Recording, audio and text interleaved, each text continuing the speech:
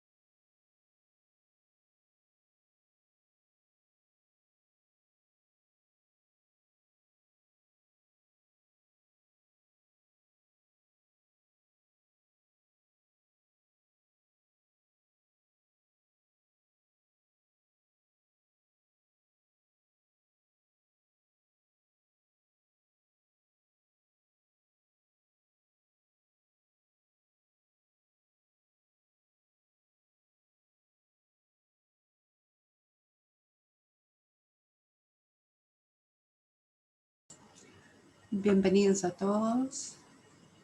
Vamos a partir en unos minutos, esperando que entren todos. Abajo en su pantalla tienen la opción de traducción a español.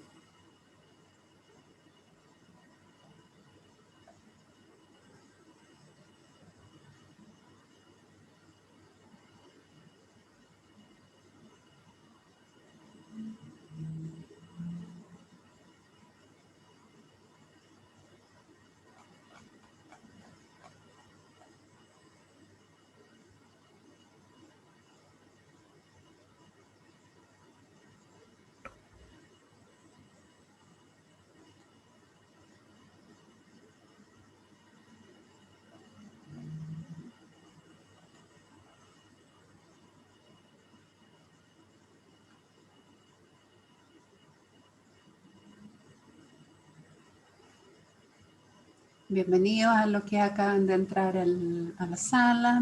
Ya vamos a partir en 2 minutos más. Abajo está la opción para los que desean escuchar la presentación en español.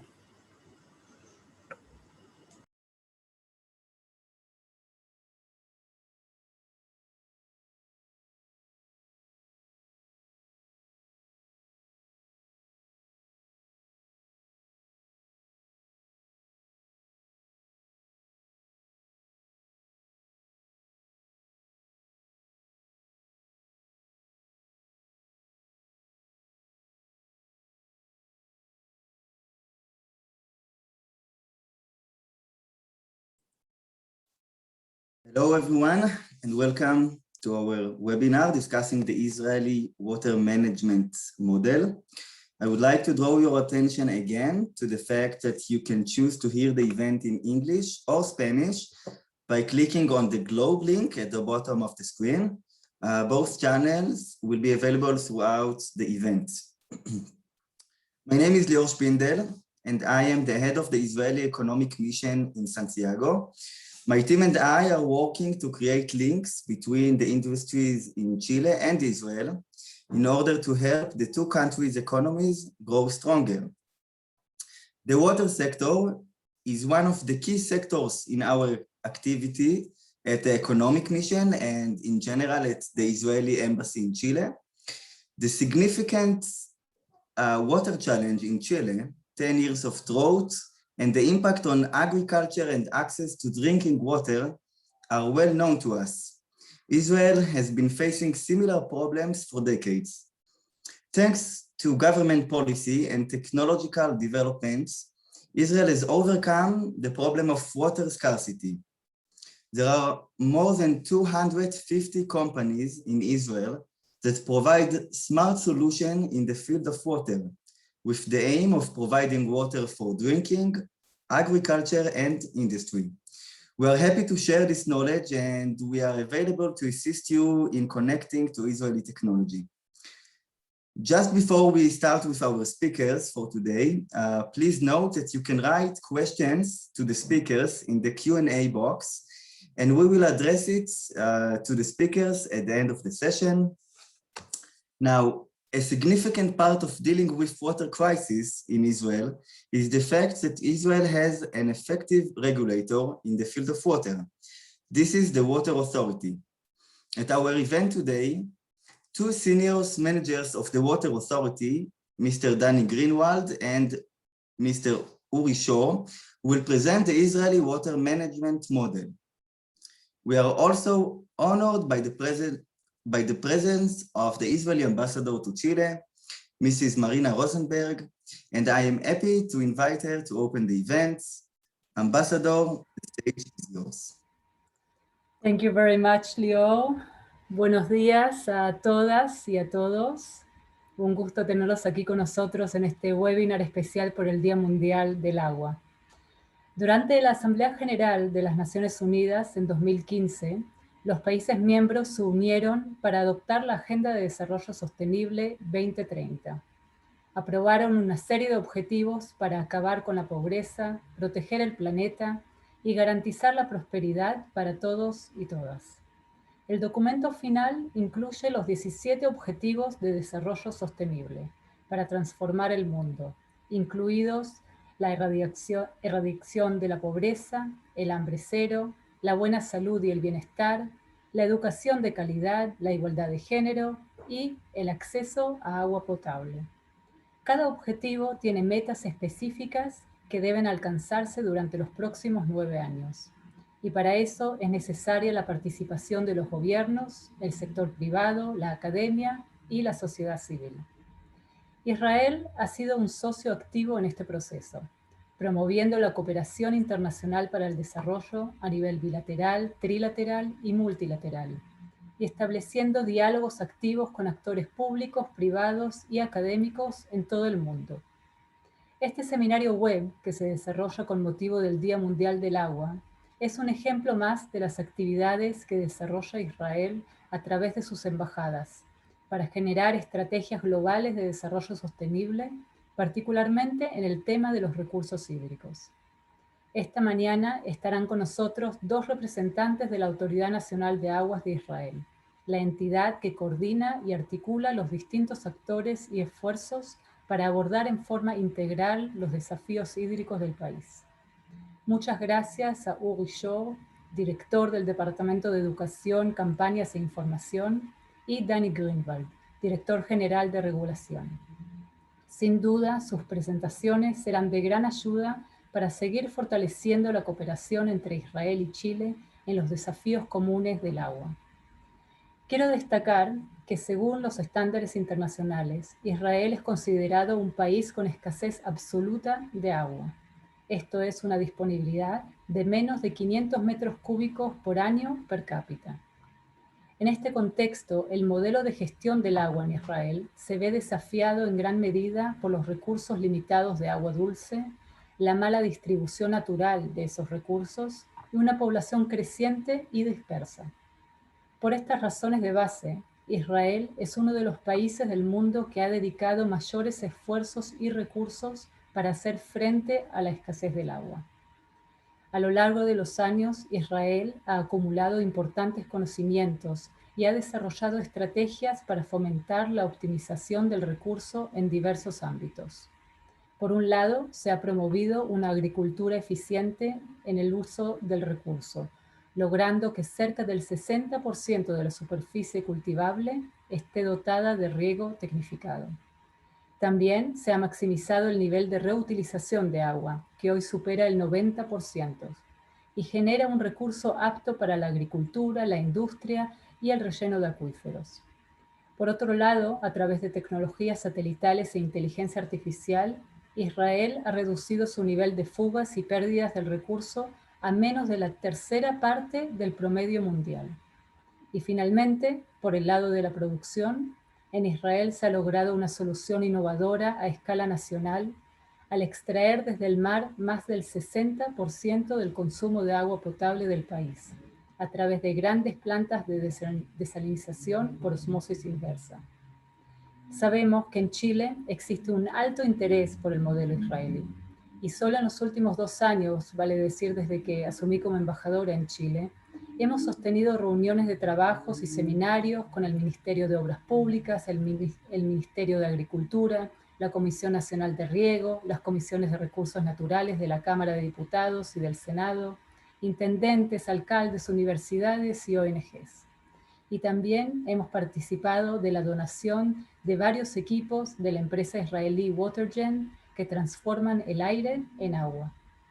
Pero además de conectarnos con las instituciones oficiales, este año estamos desarrollando nuevas iniciativas destinadas a promover el cuidado del agua, esta vez en los territorios, en contacto directo con las personas. En esta línea, junto a las diputadas y diputados del Grupo Interparlamentario Chile-Israel, instalaremos 30 huertos urbanos comunitarios en distintas zonas del país, dotados de tecnología de riego israelí. Asimismo, esperamos implementar un programa piloto a nivel de escuelas básicas que, bajo el nombre de Blue Box, pretende que los niños y niñas se familiaricen con diversos conceptos y objetos que pueden ayudar a cuidar el agua. En este contexto quiero aprovechar y agradecer a mi excelente equipo de la Embajada por su gran compromiso, no solo por la amistad de Chile e Israel, sino también con el medio ambiente. Queridas amigas, queridos amigos, como Embajada seguiremos trabajando intensamente para profundizar la cooperación en nuestros países, en el tema hídrico. Y ojalá que todos y todas las presentes sigamos manteniendo y redoblando nuestro compromiso con un mundo azul y verde, con agua suficiente y desarrollo sustentable. Muchas gracias. Thank you very much, Ambassador.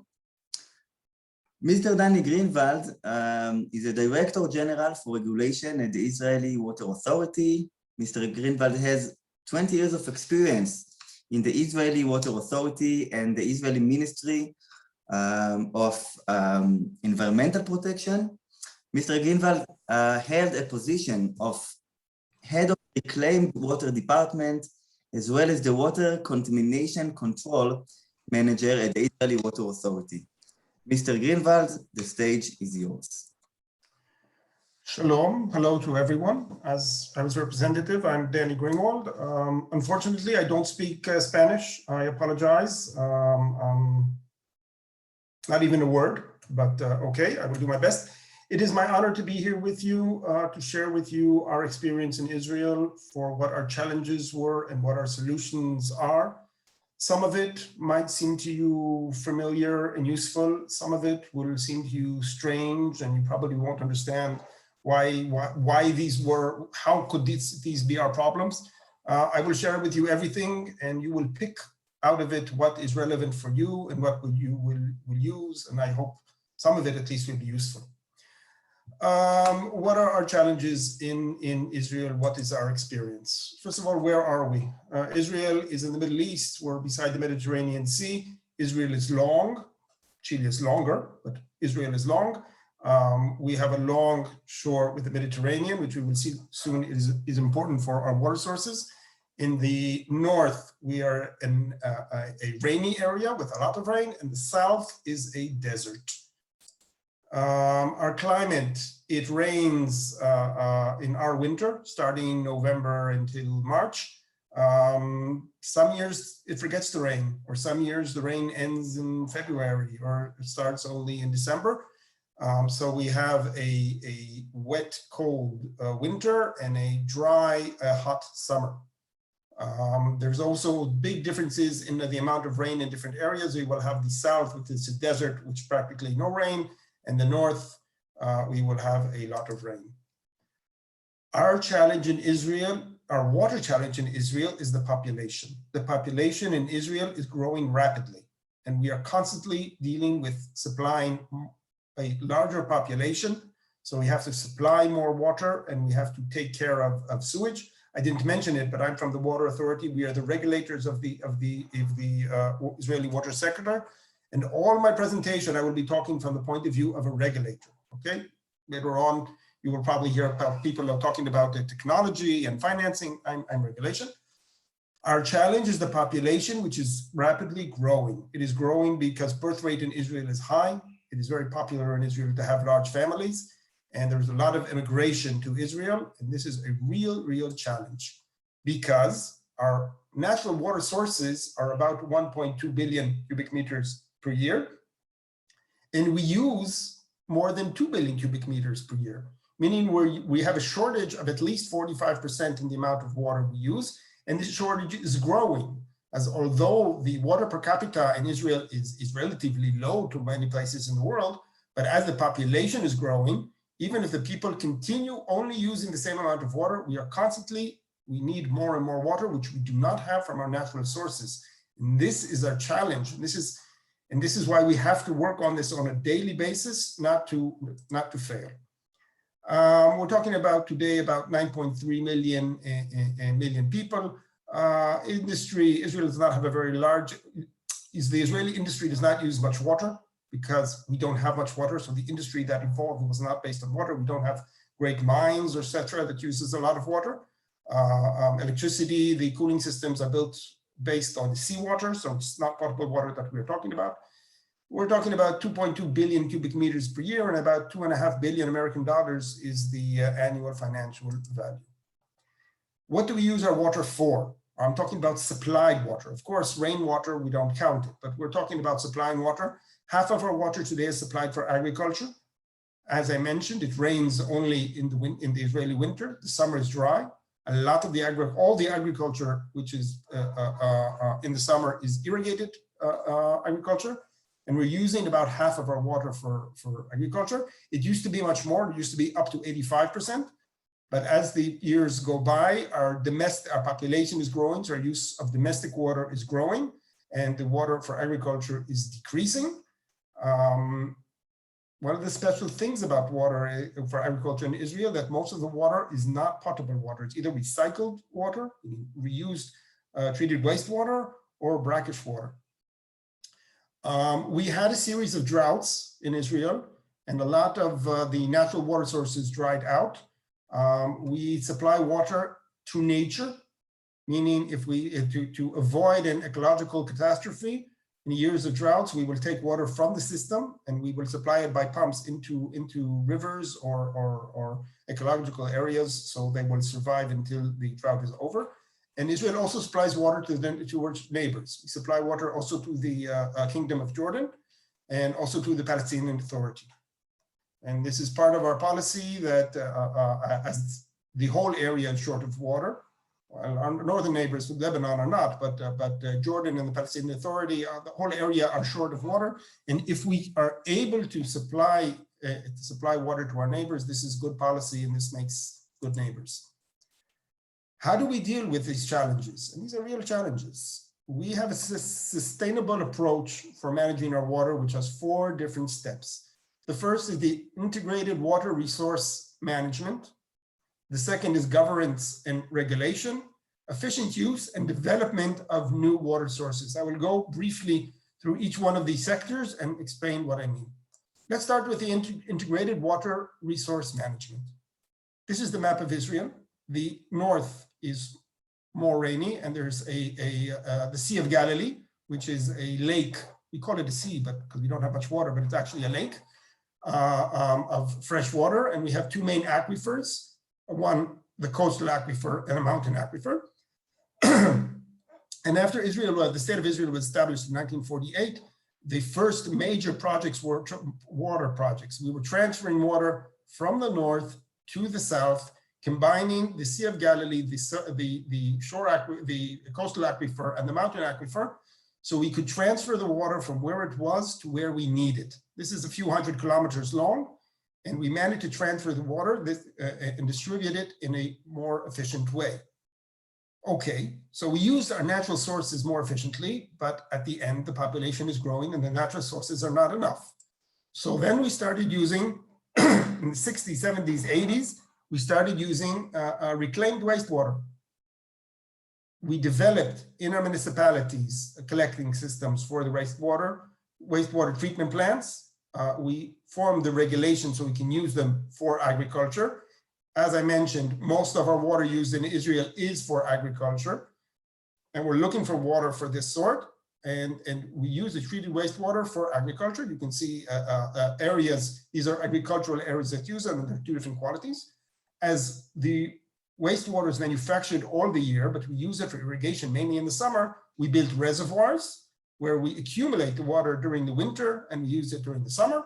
The last few years, most reservoirs also use solar panels to make electricity, and then the pumping station works on local electricity, and all the prices are much more feasible. This water is low quality water. It is not potable water. It is forbidden to drinking. So we have a separate supply system for these water, and these systems are local. If we said we have a national grid going from the north to the south for potable water, the other water sources, we're talking about local systems for using the water. Once we ran out of that, we've used our natural water sources, we've used treated wastewater, our population is growing, we need more water. Since 2005, we have started large-scale seawater desalination. We are along the Mediterranean, and every few years, you can see here on the dates, every few years we build another large-scale desalination facility. And our plan is that as long as our population will grow, then every 2 to 3 years, we will build another desalination faculty.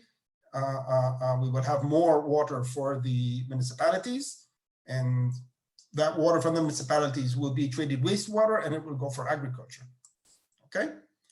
To run this integrated system, which I have natural water sources, which is surface water and groundwater, and treated wastewater and desalinated water, I need a water resource database. We have to know what we have. We look at it as a bank account, and we have to find out for what do we have in the stock market and what do we have in our checking account. And we have we're constantly checking how much rain costs, how much rain there was, how much infiltrated into the aquifer, what are the levels of water in the aquifer, what are the waters of level in the Sea of Galilee, so we can run the system. We should not be surprised. We run the system and we can decide this year we have a drought, so we'll use more water from desalination, and next year in the north we had a lot of rain and we will use more water from the Sea of Galilee. For this, we also rebuilt the transfer system, because if historically the transfer system was for transferring water from the north to the south, today when we have the desalination faculties, which are on the shore, then we have changed the system, and instead of going from north to south, it's going from the central up and down. Governance and regulation. I am a regulator, so this is my favorite part. The Israeli water law determines that the water is public property. You do not have private water in Israel. All the water is run by the government. If it's underground water, if you have a lake, even the rain is public property, and it is run and controlled by the state. I am representing the state, okay? Now, to have good decisions, we have formed since the year 2007, the Water Authority Board. The Water Authority Board has representatives of the main stakeholders from the government, the Ministry of Finance and the Ministry of Environment and the Ministry of Interior and the Ministry of Energy and Water and the Ministry of Agriculture. A chairman is from the Water Authority, 2 representatives of the public, usually coming from the academy. And this is the table for making the decisions. Why is this so important? Until 2007, decisions were made in Parliament, okay? And in Parliament, everyone was pulling it to a different direction. The farmers wanted cheap water, so they had a good lobby, so there was a special price for water for agriculture. And the municipalities, so they had a special price for municipalities run by the Interior Minister. The Environmental Ministry was against developing anything. The Energy Ministry was against anything that was environmental. We even had a special rate for ritual baths that the Health Ministry, the Religion Authority got. There were special prices for hospitals. We couldn't get anywhere. We knew we were running out of water. And there's this famous story that we knew we needed a large-scale desalination faculty, the first one, and we needed 3 ministers to sign it. And the day they were supposed to sign it, it rained. So they said, okay, it's raining. We don't need desalination. It will rain forever. We don't need this. And of course, the rain stopped. Next summer, we had a problem. And the first one was signed. We needed 3 ministers. There was a political situation where the 3 ministers were the same person, because someone was on vacation and someone was, resigned. And finally, we got everyone to sign the document, and we started this. So today, when we have the Water Authority Board that makes the decisions, we are able to make the decisions and we are able to carry them out. The only major partner which is not in the Water Board is the Health Ministry. By purpose, we left the Health Ministry outside because the Health Ministry should not be binded by the Water Authority Board, and it stands on its own, and it can make sure that all water will be used in such a way which it does not endanger the health of the population. So it is outside of the Water Board. So what are our governance policies? First is regulation. We have one place for deciding all the regulation. We decide the structure of the water sector. We decide the prices. We decide the standards. It is run by professionals and not politicians, and in an integrative approach. Financing, we have a cost recovery for all suppliers, and finance and uniform for customers, meaning we are a closed financial system. We are not subsidized by the government. The water prices costs cover all the prices, and we make sure, the Water Board makes sure that all players in the system are financed and can supply, and all water users will pay the same tariff. We'll have a different tariff for house use and for agriculture, but everyone in Israel will pay the same tariff if you're beside the water source or far away from the water source. And the service standards, we want a high quality standards for all water users. What are the prices? We have a 2-block tariff system for social reasons. The first amount of water per person, we have a lower rate. Above that amount, we have a higher rate. And the average of these 2 rates covers the real cost of the water, and you have full cost of the water. This price here includes also water supply and also treatment of the sewage. In agriculture, we have reclaimed water, which is of course much cheaper, and potable water, which is much more expensive than the reclaimed water, but cheaper than the water for the household, because they buy it bulk, they use a large quantity, and because the system is that if we will have a shortage of water in Israel, we will cut down the water for the agriculture. We will always make sure we have water for the municipalities, and we will cut down the water for the agriculture, and for this reason, they buy the water in a lower price. Efficient use. Efficient use in Israel is maintained by water measurement. All water is being measured for agriculture, for households, for municipalities. Every school will have a measurement. Every public garden will have a measurement. Every flat, every apartment, every household, every factory will have water measurement. There are water tariffs. Everyone pays for their water. You can be a church, you can be a synagogue, you can be a kindergarten, you can be a school. You will pay for your water. And if your water is measured and you have a tariff and you pay for it, then we see that the population uses water efficiently. In agriculture, we have water quotas. We don't like it. I don't like it. I'm in charge of the quotas. I don't like being in charge of the quotas. Financially, it's not a very good system. But if you have a shortage of water and you don't have enough, or if your water is subsidized, we have not yet found another solution. And a lot of research and development, also run by the government, also by the academy, also by the industry, because the moment you have water measurement and water tariffs, you have motivation to encourage water efficient use, and then you will have the technologies develop and evolve. In agriculture, well, the agriculture is the same story. You have it measured and you have it, but you also have here, you have tariffs and you pay for it. And there's also quotas. And then they will try, the agriculture sector will find how it can use the water more efficiently. If it's pressurized irrigation or drip irrigation or metering or suitable for fertilization or greenhouses and whatever you will, as they have the shortage of water and they have a motivation to be more effective, they will find the way, and Israel became an international leader in developing of water-saving technologies in agriculture. This is not the government that did it. This is the water users did it because they wanted to survive.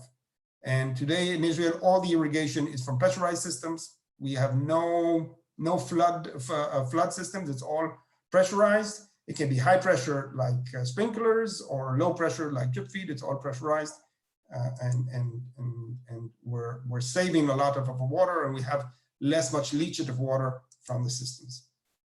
Municipalities, a lot of education. Mr. Uri Shor will talk about it, so I won't emphasize. Metering, pricing, gardening. We have a regulation on gardening, so people will not waste water for gardening. Smart city technologies and municipal corporations. I want to touch on municipal corporation. Historically, the water sector was run by the municipalities. It was, they did not have a motivation to invest in the system. Usually investing in water, you can always say, okay, not this year, I'll do it next year, and next year, and next year, and next year, and next year, and next year, and next decade. And the system was getting older and older, and the municipalities were selling the water and taking the water, but taking the income, but using it for other things. And eventually our solution was to initiate by law municipal corporations for supplying water and sewage. They are owned by the municipality, but the regulator is the water authority.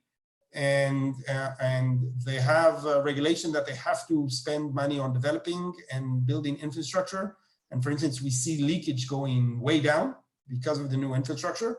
And smart city technologies, a lot of work, for instance, in leakage has been done not by changing the pipes, but playing with the pressure or playing with the billing and with the metering. And we can get we can reduce leakage and get much higher income for selling the water.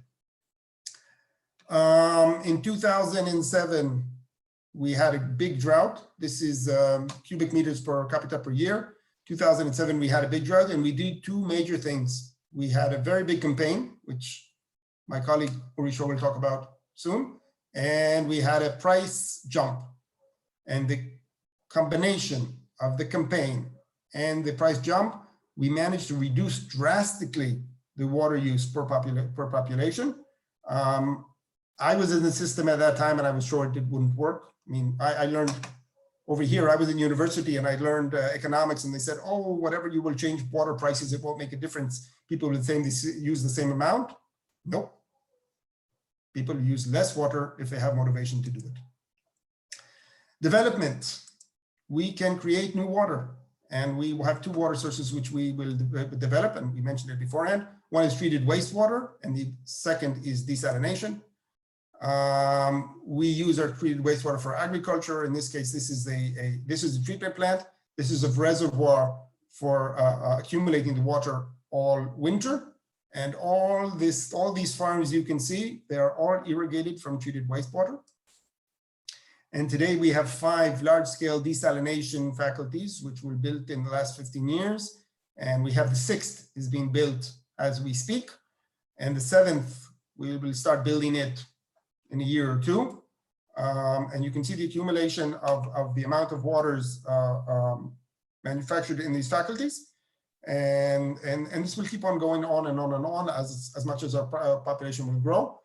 But this is very, very important, because until this year, until 2005, every increase of water, we would come from the natural sources, and we were ruining our natural water sources. We were literally ruining the natural water sources.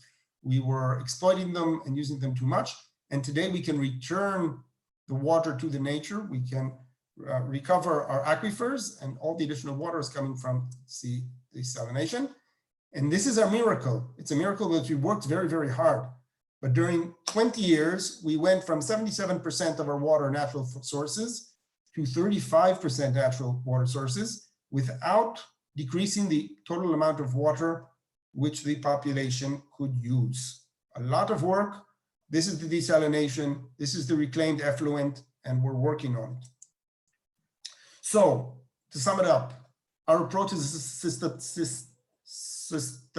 sustainable.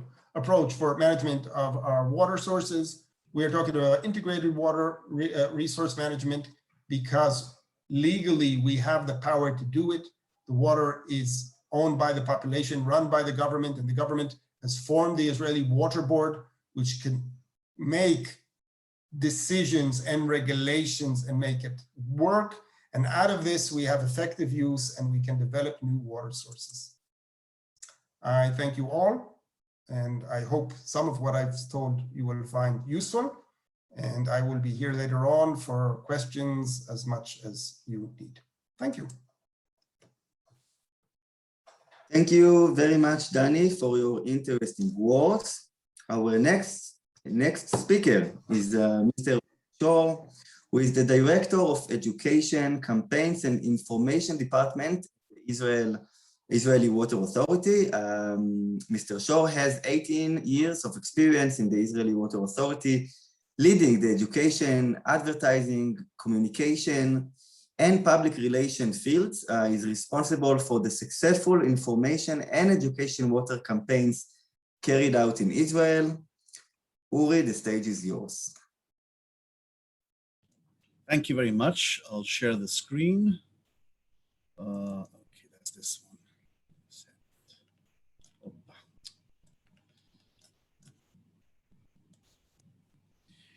Thank you. Although my colleague Danny spoke about background, I'll mention a few datas as well, and the challenges that we cope with around Israel. Due to climate change, the real global water problem is less water per capita due to deterioration of infrastructure, leaks and the lack of awareness and caring, etc. By the estimates of the United Nations, one can see that 4 years from now, almost 2 billion people can face water scarcity. Less than 30 years from now, almost half of the world population will be living in countries that are chronically suffering from water shortage. And the solution, as said, really is a holistic, centralized water management and an update awareness and really motivating people to action, to do things in the right manner and in the right way. If you look at the global map, it's from the World Research Institute, one can see that every continent has problems all over the world, and the problems accumulate and grow deeper.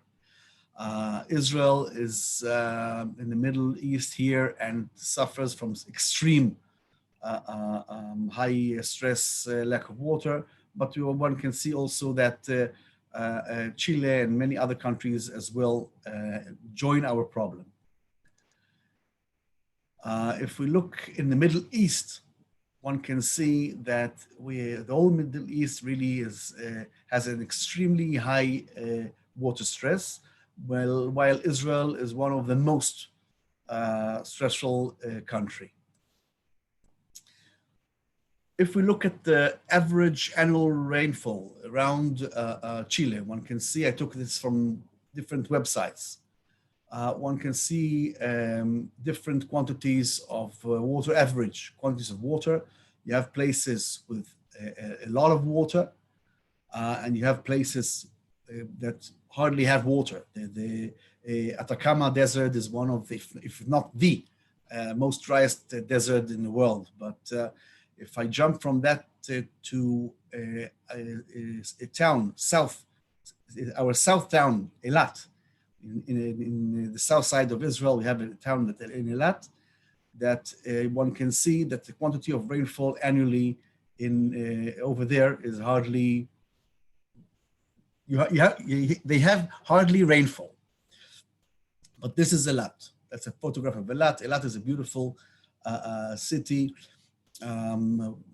mainly for tourists. One can see large hotels, many gardens, waterfalls, life without no problem. That only shows and proves that it is possible to live and to build towns even in very extreme climate conditions.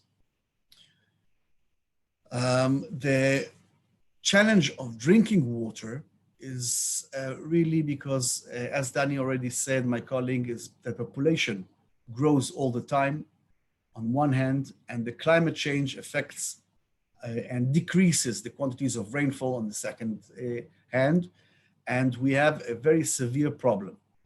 I took here as an world average, but of course it's different. You have the problem is really that in urban areas, in average, is about a quarter of the water that is running in pipelines is leaked out, and you lose huge amounts of water. You have different places or different countries that the quantity of leakages from pipelines reaches 50 and 60%. That's something that you must take care of and minimize the leakages as far as possible. And again, as we say, about 30 years from now, most of the 2/3 of the world population will suffer from shortage of drinking water. A few words about the Israeli experience. In order to prevent the next crisis, we always need to manage the water shortage. Therefore, although now we have our technologies, we have our knowledge, we have our experience, we manage to overcome most of our problems, we all the time have to look out and to prevent the next crisis, because the next crisis can be always larger, deeper, stronger. Therefore, we must all the time take care and make sure that everything will be as much as possible for the good side. A few facts on Israel: about 60% of the Israel land is desert, the rest is arid. From 1948 till today, the population has grown by 15 times. Therefore, the demand for water is increasing tremendously in Israel. And due to climate change, Israel is expected to become even drier. One can see in Israel that in the last 30 years, the quantity, in average, of course, the quantity of rainfall in the area is decreasing all the time. Therefore, we get less and less natural water in the area, but the demand for water is increasing all the time. Therefore, the gap between the quantities of natural water that we have and the demand for water is increasing all the time. One can say that by today, for instance, more than half of the water that is supplied in Israel for all uses are man-made water, more than half. Therefore, we all the time try to manage the things. Now, in order to prevent the next crisis, and as I said, we must manage the water shortage. First of all, we must identify the problem. Then we must exploit the potential. One must catch maximum of the rainfall that you have. We have flood perceptions. We have built reservoirs in order to catch the water in the winter when it rains, and to use it in the summer when you need it. We reduce the demand by fixing leakages and water losses, by a lot of conservation, education, and campaigns, and a lot of technologies and pricing. And we create new water by reclaimed water and desalination. Therefore, we reduce the demand and we try to increase the supply as much as possible. Now, the base for a real change is the acceptance or the understanding of the public. The public must really know, the public must understand. Therefore, one must raise the awareness to the problem and to the situation. This is a photograph that I took on in a certain country, doesn't matter the name of the country, that we help out as well. It's in the middle of the day. They water their gardens and their yards there with huge pipes, almost flood irrigation. I managed to talk with one of the gardeners over there. For the photograph, I requested him to move aside. I didn't want to harm anyone over there. But I asked him about the situation in his country. And he understood the situation. He said that you have a very large problem of lack of rainfall, a few droughted years in a row. But we talked about that while he held this huge pipe, and the pipe was pouring with water. And it was strange for me because he understood, he was aware of the problem, but he wasn't aware of how he can be a part of the solution. Therefore, awareness is very important, but you must also motivate for action. If you only raise the awareness, it's not enough. You must also motivate for an action.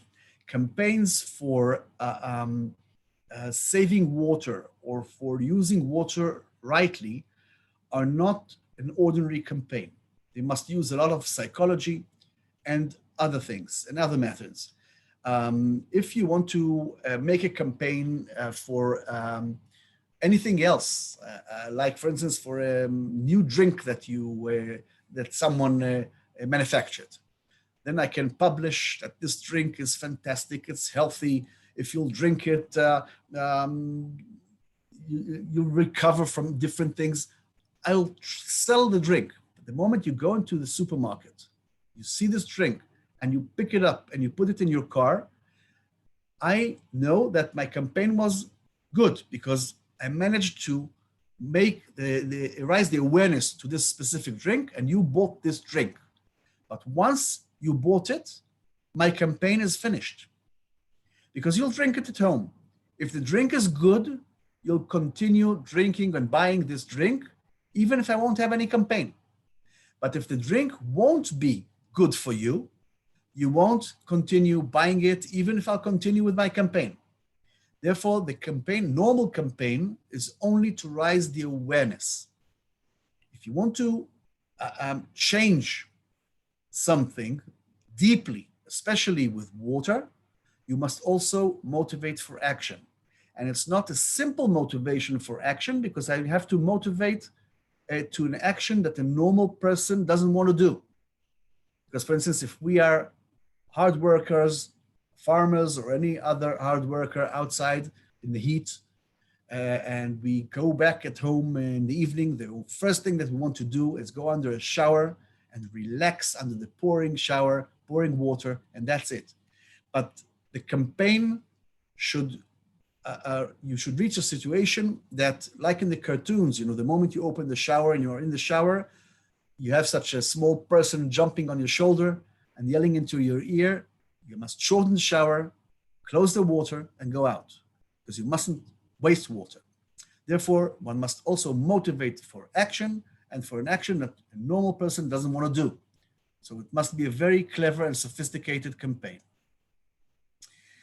We used rolling campaigns, a lot of education, a lot of explanations.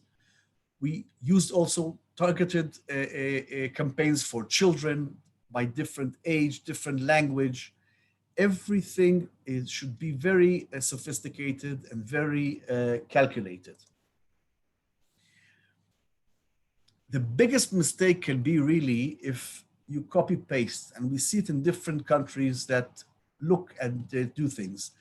One must learn from the experience of others, and we would love to share our experience, and we have quite a lot of it, but it is necessary and essential to adapt the activities, all activities, campaigns, education, etc., to what is required in each country.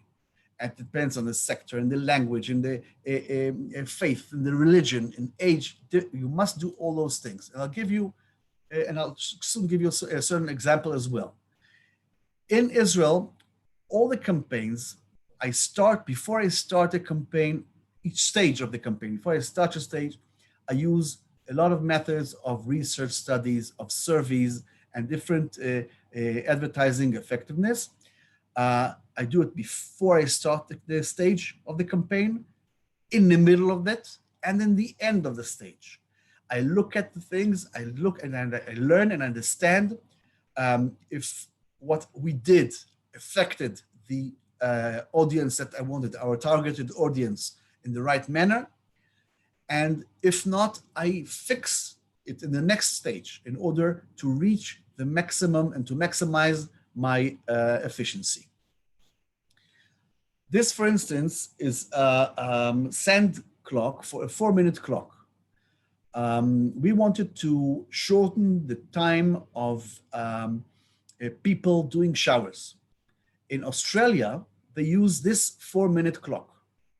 You stick it on the ceramic behind you, you turn it around, it shows exactly 4 minutes, and that's the time that you should do the shower.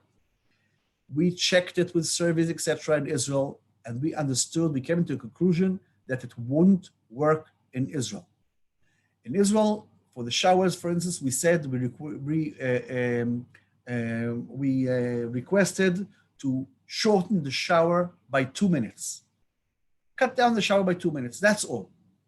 Now, it's a bit funny because each and every one of us, the time of the shower is different. Some of us can shower for 5 minutes, some of us can shower for 15 minutes. And we tell everybody 2 minutes, shorten the shower only by 2 minutes.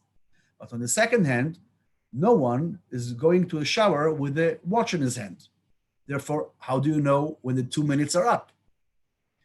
Therefore, you have some people that will shorten the shower by only 1 minute, others by 7 minutes, etc. But the thing is to make sure that when you go into a shower, you are minded that you must shorten the shower. And that's one of the ways. Therefore, you mustn't really look at someone's campaign, even at our campaign, and say, that's exactly what I want. One must understand the things that we do and do it as it should be in each and every country. We also, with our researchers, managed to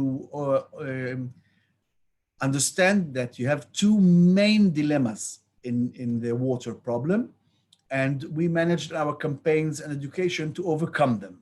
The first dilemma really is people that say, what difference can I make? We had 5 or 8 or 10 droughts in a row. The situation of water in the country is enormous.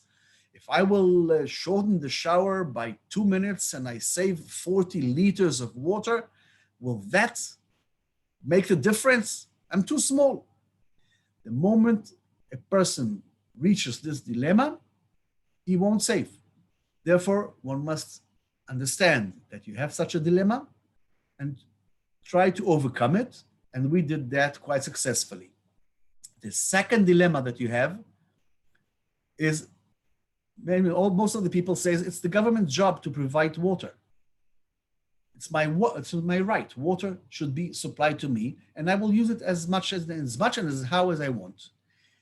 That's a very difficult situation, and we had to overcome that as well in order to give also the government or the municipalities the power to invest and to overcome this problem. We used a lot of education, as I said, for all ages, with an emphasis on the younger generation, starting from even early kindergartens. And that's very important because, listen, if I'll give an example in order to understand. If I will visit any one of you and I will see you washing dishes, and while you soap the plates or the cups, the water will still be running. And I will say, listen, it's a waste of water. While you soap the plates, the water can be closed.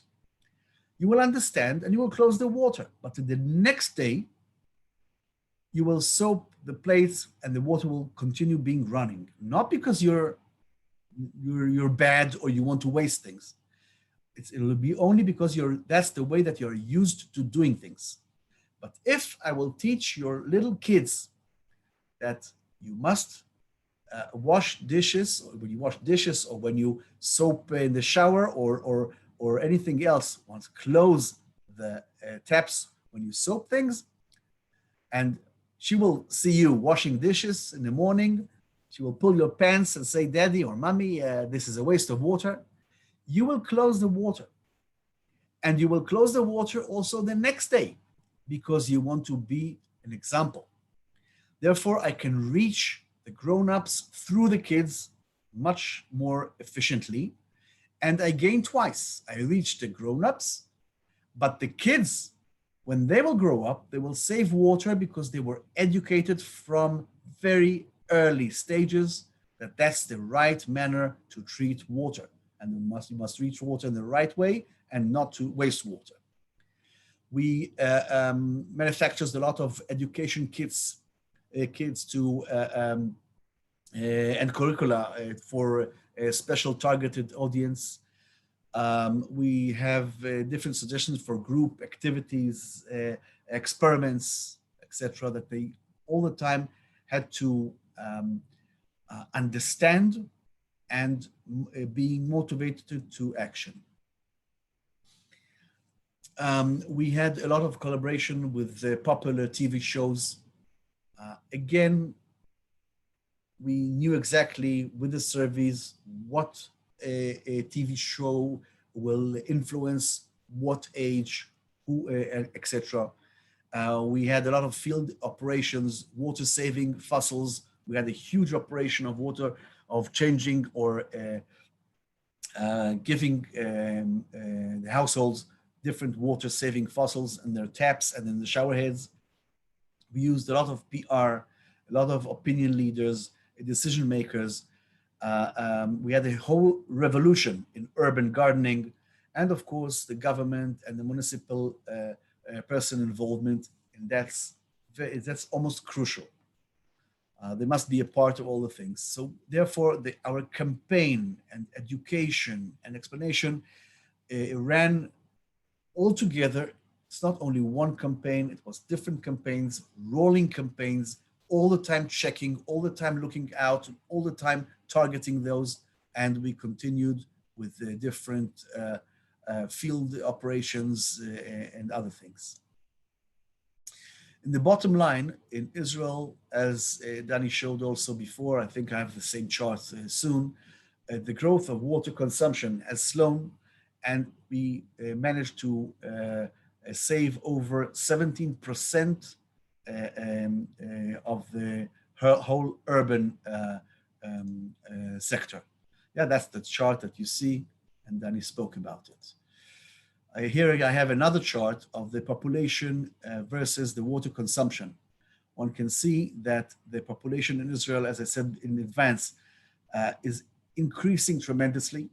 But if you see during the years, the population, the water consumption versus the population, at first it was much higher, but by today it's much lower, and everybody is using as much water as they need. They haven't got no problem, no limits at home, but nevertheless, they use it much more wisely and without wasting water. Saving campaigns combined with education and other methods have shown without no doubt that you can save between 10 to 20% of the total amount of consumption.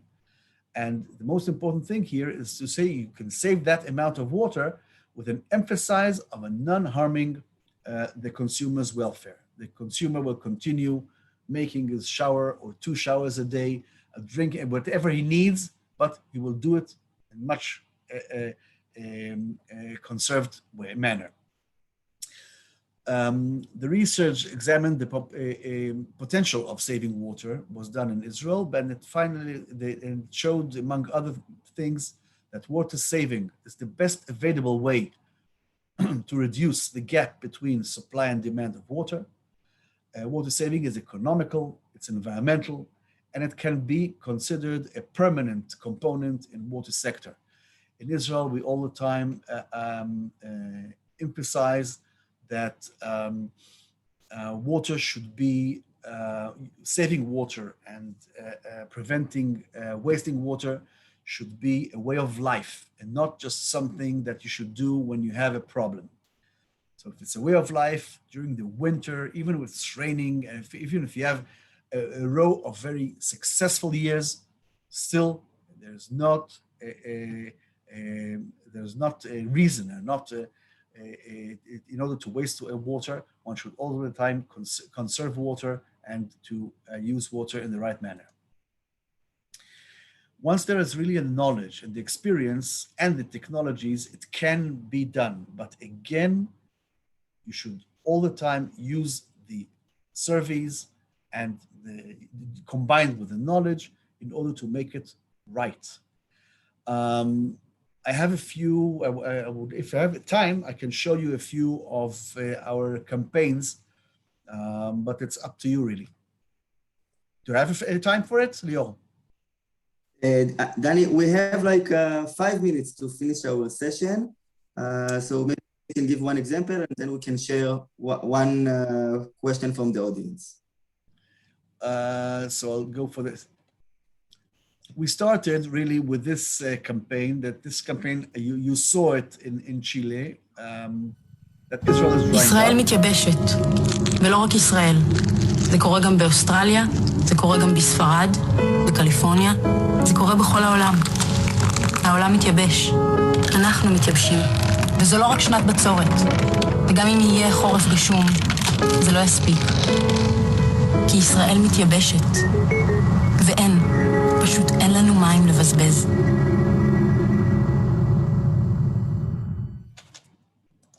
I would like to show another thing because it's not enough to show the campaign. Each and every one of the campaigns, as I said, in order to motivate to action, each campaign had also different tips that showed what to do in order to save water. And that's one of the tips. Oh, yeah. ישראל מתייבשת. מה עושים? מתקלחים 2 דקות פחות, חוסכים כ-40 ליטר מים, ויכולים לעצור את הייבוש. כי אין, פשוט אין לנו מים לבזבז. Well, that's more or less. I can continue with many other examples. Hopefully we'll do it one of other times, but we also showed in other stages of the campaign that how is it's effective of those 2 minutes that I just now showed you, save 40 liters of water, but the effectiveness of this in order to overcome the first dilemma that I said, what can I change? I'm too small. Therefore, we show that if everybody will save this, will shorten the shower by 2 minutes, it equivalents to something that you can relate to. Thank you very much. Thank you very much, Uri, for your insightful speak. Carla, would you like maybe just to share one question from the 1 or 2 questions that we got? And we have two minutes to finish our session. Ok, gracias. Vamos a elegir algunas, lo voy a hacer en español, avisando que vamos a elegir algunas, pero les dejé ahí en el diálogo de preguntas el correo, lo puedo enviar a nosotros también y podemos seguir esta conversación por correo o haciendo algunas reuniones separadas. So, we'll start first with Danny. If you can please elaborate a little bit on the environmental impact of desalination. What are the effects on marine fauna as a result of desalination plants? Okay, I want the plants are planned in such a way that also the intake, where do you take the intake for the desalination plant? At what depth and how far from the shore and how is the shore structure? And also the discharge of the brine to the sea. The Israeli regulation permits that if it came from the sea, you can return it to the sea. And the distribution systems are to spread the water on a fairly long distance. And we almost, as far as I know, there are the influence on the fauna is very, very small, is very, very local, in a few meters from the distribution point along the distribution pipe, and we do not see more of it. What we do see, well, we don't see it, but we can calculate it, is the carbon footprint, because the desalination plants use a lot of energy, and you can calculate the footprint. The last few years, Israel has transferred to using natural gas as an energy source. So there's less of a air pollution. Beforehand, we were using coal. So to sum it up, we do not see a significant influence on the sea fauna. We do not see an influence on on the air quality, but we do see carbon footprint. Thank you. Another question: how you determine the price of water? What are the costs that or investments that the business model will cover? Excellent question, because I happen to have a slide. You can do the breakdown and look at it. We break down it from the water cost, which is the desalination price, or taking it from the groundwater. We have the wastewater treatment. We have the municipal costs of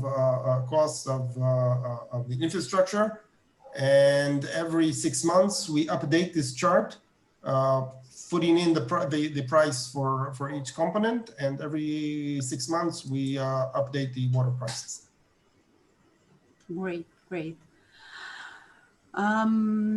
We're going to have one last question, and then I'm going to open for 1 last minute for you to comment and for the ambassador to comment. How do you take advantage of the rainwater in terms of storing and accumulating with the resource, considering that in Chile it rains less and less in the north central zone?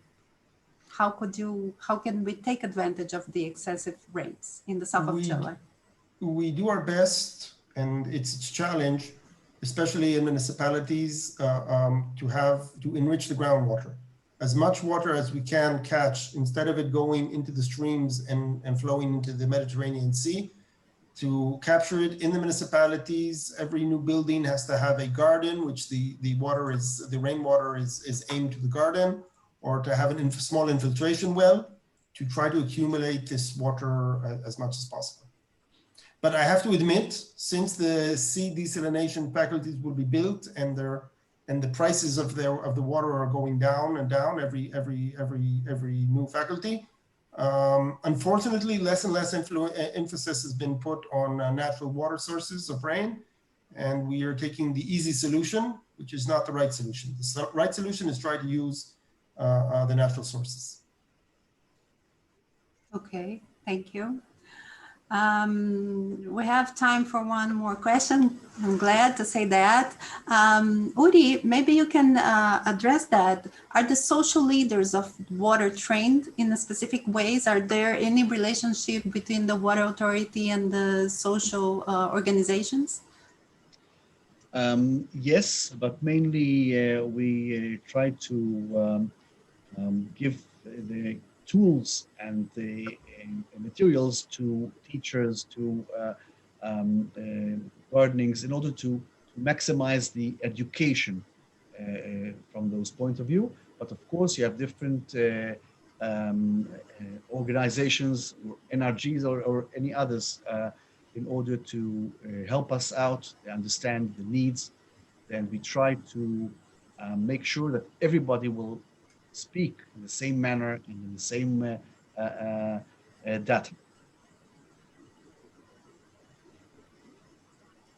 Thank you.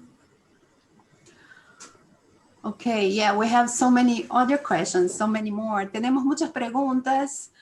Lo voy a abrir ahora para que Dani y Uri tengan algún último comentario. Dani, if you have a last minute comment on how do you see the situation in Chile, or Uri also, we'll appreciate your comment on that, so we can close the session and then the ambassador can comment.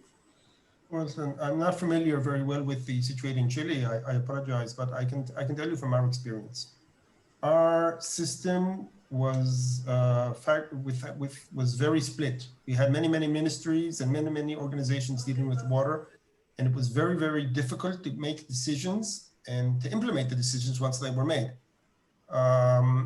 And at the end, we had a very bad crisis. We had a few years of drought, and really everything collapsed. And this, and out of this great crisis, there was a political will to change the system. And out of this crisis, for instance, none of the politicians wanted to deal with it in parliament because everyone knew if you will touch water, you were finished. Your political career will be finished. And there was a political will to form the water authority and the water authority board to have the system run by specialists and not by politicians. And we seized this opportunity, this crisis to opportunity, and rebuilt the system. For the first few years, this worked beautifully. Now, which is almost, we're approaching 15 years later, everyone forgot the big crisis, and now we're trying to bring back to have it not run by the regulator, but run by the parliament. But the only thing I can say, you have to have a plan that when you have a real crisis and there's political will to move to change. Be ready. Thank you. Uri, you have any last minute comment you'd like to add? I'll just emphasize the main sentence that I showed. The base for a change is the understanding, or the understanding with the public. If the public will understand, it'll be easier to make a change. Perfecto. Thank you. Gracias. Embajadora, por favor. Muchas gracias, Carla. Bueno, primero agradecerle al equipo comercial de la Embajada por la organización de este webinar tan interesante. Obviamente hay muchas diferencias entre Israel y Chile en el tema hídrico como en los otros temas, y creo que lo que dijo Uri en el tema de las campañas es importante también al modelo. No se trata de hacer un copy-paste, sino de aprender de las buenas prácticas de Israel y de otros países y adaptarlos a la realidad en Chile y en otros países que necesitan soluciones hídricas. No se trata de importar el modelo como es en Israel, sino adaptar también las tecnologías, también el tema de manejo de aguas, también la regulación, que obviamente cada país es diferente. Lo que sí me gustaría enfatizar que más allá de la colaboración que tenemos con el gobierno y con los ministerios, creo que hay mucho para hacer también a nivel de municipios, y que cada municipio tenga su plan de acción, si es en tema de reutilización, el tema de ahorro de agua, en tema de irrigación, etcétera, y en eso podemos ayudar, como también en el tema de educación al ahorro de agua. Así que seguiremos trabajando juntos. Tienen todos ustedes los contactos, también del equipo comercial, también del equipo político que lleva los proyectos sociales a las diferentes regiones. Escríbanos, felices de seguir colaborando y extender una mano donde podamos. Y ahora en inglés, Danny, Uri, thank you so much for being here with us. In Israel, it's already evening time, and tomorrow the elections. So good luck with whoever you're going to vote for. And we really appreciate your collaboration, not just for this webinar, but all along, whenever is needed, you're always there to give us a professional hand. So thank you. It's our pleasure. Thank you. So just for closing, I would like to thank again to our speakers today, the ambassador, Danny and Uri. Also, I would like to thank all of you for participating in this session today. Please feel free to contact us for more information regarding the Israeli water market, both in terms of policy and regulation and technology. Thank you again, keep safe, and hope to see you, all of you, soon again. Goodbye. Thank you.